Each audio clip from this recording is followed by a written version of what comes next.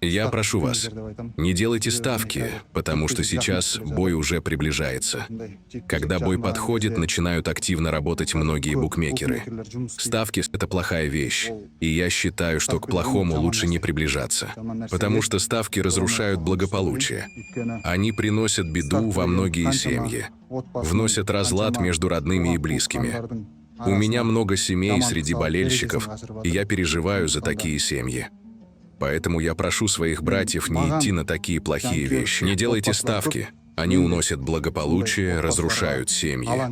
Вы поддаетесь соблазну, а это наносит большой вред вашей будущей жизни. Можно быть болельщиком и без ставок. Можно искренне переживать, поддерживать, быть на стороне своего бойца.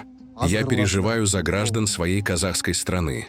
Из-за того, что люди несут деньги в казино, у них уходит благополучие, начинаются ссоры, конфликты друг с другом.